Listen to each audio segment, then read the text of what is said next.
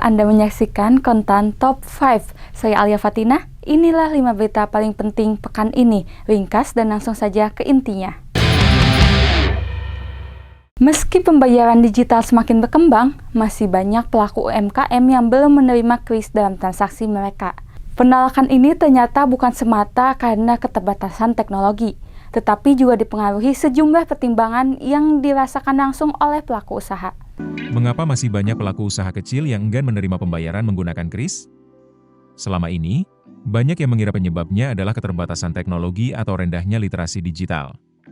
Namun, temuan terbaru Bank Dunia justru mengungkap alasan yang jauh lebih mengejutkan. Dalam laporan berjudul Indonesia, Unlocking Business, Tax Potential for Growth yang dirilis pada Juli 2026, Bank Dunia menemukan bahwa hampir separuh pelaku usaha mikro sengaja membatasi penggunaan kris agar transaksi usaha mereka tidak mudah terlacak oleh otoritas pajak. Berdasarkan survei yang dilakukan, sebanyak 48% responden mengaku membatasi penggunaan kris untuk menghindari kewajiban perpajakan. Temuan ini menunjukkan bahwa rendahnya adopsi pembayaran digital bukan semata persoalan akses teknologi, tetapi juga berkaitan dengan perilaku perpajakan. Tak hanya itu, survei tersebut juga mengungkap persoalan lain yang tak kalah penting. Sebanyak 40% pelaku usaha mikro menyatakan mereka merasa pajak yang dibayarkan hanya akan berakhir pada pemborosan atau korupsi. Rendahnya tingkat kepercayaan terhadap pengelolaan keuangan negara dinilai ikut memengaruhi kemauan pelaku usaha untuk patuh membayar pajak. Padahal, akses terhadap layanan keuangan sebenarnya sudah semakin luas. Bank Dunia mencatat sekitar 62% pelaku usaha mikro telah memiliki rekening bank atas nama usahanya. Namun, penggunaan pembayaran digital masih sangat rendah. Hanya 14% yang menerima pembayaran melalui transfer bank, sementara yang menerima pembayaran menggunakan kris atau dompet digital hanya sekitar 4%. Menurut Bank Dunia, banyak pelaku usaha justru secara sadar memilih transaksi tunai. Alasannya sederhana. Pembayaran tunai dinilai lebih sulit dilacak sehingga memberi ruang lebih besar untuk tidak melaporkan seluruh omset yang diperoleh. Sebaliknya, transaksi melalui kris maupun transfer bank meninggalkan jejak digital. Data tersebut dapat digunakan otoritas pajak untuk mencocokkan nilai transaksi dengan laporan pendapatan usaha, sehingga peluang menyembunyikan omset menjadi semakin kecil. Laporan ini juga menegaskan bahwa kepatuhan pajak bukan hanya ditentukan oleh tinggi atau rendahnya tarif pajak. Faktor yang tidak kalah penting adalah tingkat kepercayaan masyarakat kepada pemerintah, atau yang dikenal sebagai tax trust, serta kesadaran moral untuk memenuhi kewajiban perpajakan, yang disebut tax morale. Bank Dunia menilai kedua faktor tersebut bahkan memiliki pengaruh yang lebih besar terhadap kepatuhan dibandingkan besarnya tarif pajak itu sendiri. Ketika masyarakat percaya bahwa pajak dikelola secara transparan dan digunakan untuk kepentingan publik, kecenderungan untuk memenuhi kewajiban perpajakan juga akan meningkat. Temuan ini sekaligus memperlihatkan hubungan erat antara digitalisasi sistem pembayaran dan kepatuhan pajak. Semakin banyak pelaku usaha yang terhubung dengan sistem keuangan formal, semakin mudah aktivitas usahanya tercatat, sehingga ruang untuk menyembunyikan transaksi maupun omset menjadi semakin sempit. Sebaliknya, selama transaksi tunai masih mendominasi, aktivitas ekonomi informal akan tetap sulit diawasi dan potensi penerimaan pajak negara pun berisiko tidak tergali secara optimal. Temuan Bank Dunia ini menjadi pengingat bahwa memperluas penggunaan pembayaran digital tidak cukup hanya dengan menyediakan teknologi. Yang tak kalah penting adalah membangun kepercayaan publik terhadap pengelolaan pajak, sehingga masyarakat melihat pajak bukan sebagai beban, melainkan sebagai kontribusi nyata bagi pembangunan. Sejumlah pejabat memilih mengundurkan diri dari jabatannya pada era pemerintahan Presiden Prabowo Subianto. Terbaru, Peri Warjio meninggalkan posisi sebagai Gubernur Bank Indonesia, menambah daftar pejabat yang mundur dalam periode pemerintahan saat ini. Gelombang pengunduran diri pejabat kembali terjadi di era pemerintahan Presiden Prabowo Subianto. Terbaru, Gubernur Bank Indonesia Peri Warjio resmi mengundurkan diri di tengah masa jabatan keduanya. Keputusan tersebut diumumkan pada 27 Juli 2026, namun hingga kini alasan pengunduran dirinya belum dijelaskan kepada publik. Sebelum Peri, Kepala Badan Gizi Nasional Nanik S. Deyang juga mundur pada 22 Juli 2026 karena alasan kesehatan, meski baru sekitar 1,5 bulan menjabat. Pada Januari 2026, Direktur Utama Bursa Efek Indonesia Iman Rahman mengundurkan diri setelah pasar saham mengalami tekanan. Pada hari yang sama, sejumlah petinggi otoritas jasa keuangan juga memilih meninggalkan jabatannya.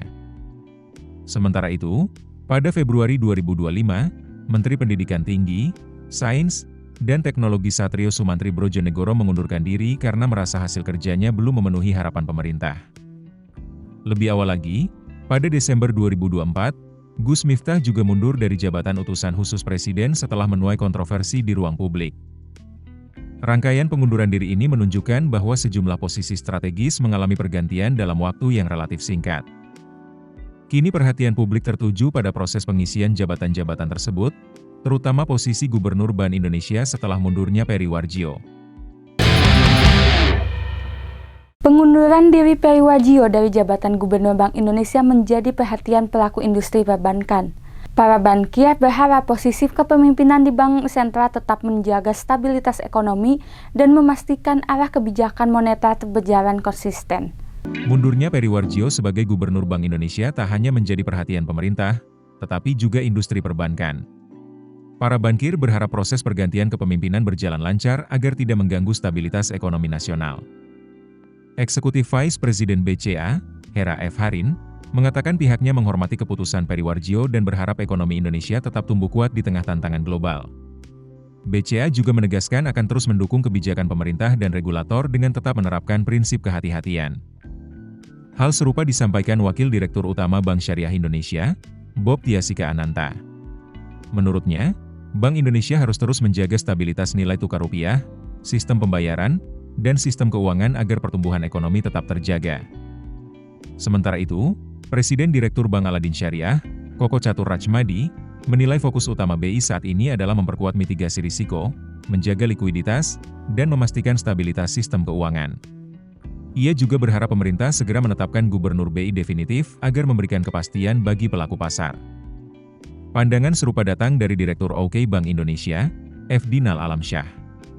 Ia berharap kebijakan Bank Indonesia tetap berlanjut, independensi Bank Sentral tetap terjaga, serta koordinasi dengan pemerintah terus diperkuat. Saat ini, posisi Gubernur Bank Indonesia sementara dijalankan oleh Deputi Gubernur Senior Destri Damayanti hingga Presiden Prabowo Subianto mengajukan calon gubernur definitif kepada DPR. Kini, perhatian pelaku pasar tertuju pada proses transisi kepemimpinan Bank Indonesia yang diharapkan berlangsung cepat, lancar, dan mampu menjaga kepercayaan terhadap perekonomian nasional. Pemerintah menyiapkan program sertifikat tanah gratis bagi masyarakat berpenghasilan rendah atau MBR. Program ini menyasar 3 kelompok penerima yang memenuhi kriteria, sebagai bagian dari upaya memberikan kepastian hukum atas kepemilikan tanah. Kabar baik bagi masyarakat berpenghasilan rendah yang belum memiliki sertifikat tanah. Pemerintah resmi mempercepat program sertifikasi tanah gratis di sektor perumahan. Namun, program ini tidak berlaku untuk semua masyarakat, melainkan diprioritaskan bagi 3 kelompok penerima. Menteri ATR BPN Nusron Wahid menjelaskan, kelompok pertama adalah penerima Bantuan Stimulan Perumahan Swadaya atau BSPS, yang dikenal sebagai program bedah rumah. Kelompok kedua adalah penerima pembiayaan rumah melalui skema FLPP, termasuk masyarakat yang mengubah status HGB menjadi sertifikat hak milik. Sementara kelompok ketiga adalah masyarakat yang membangun rumah secara mandiri namun tetap memenuhi kriteria sebagai masyarakat berpenghasilan rendah. Sebagai tahap awal, pemerintah menargetkan sekitar 5.000 penerima sertifikat rumah gratis di Jawa Timur.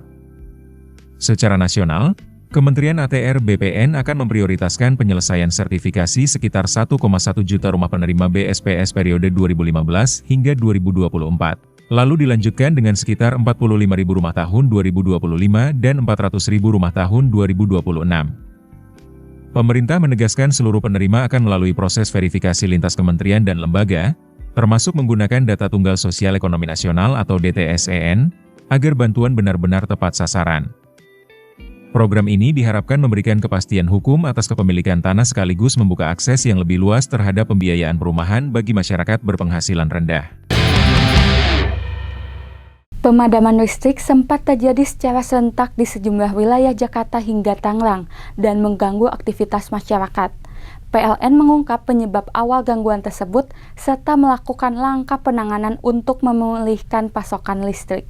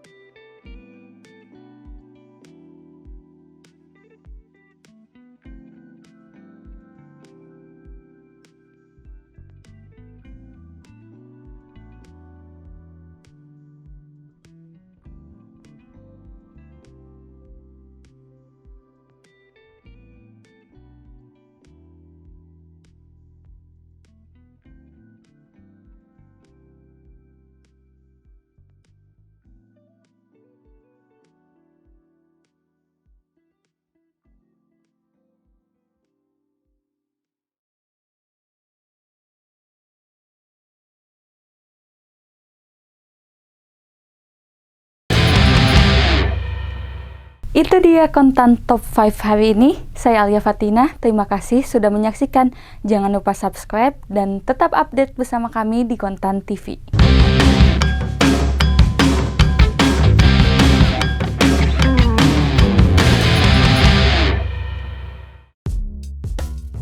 Keputusan bisnis terbaik datang dari data, bukan tebakan.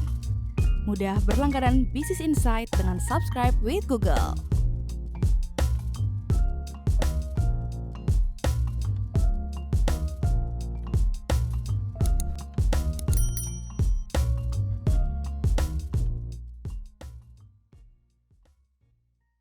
Download aplikasi Kontan sekarang di App Store atau Play Store.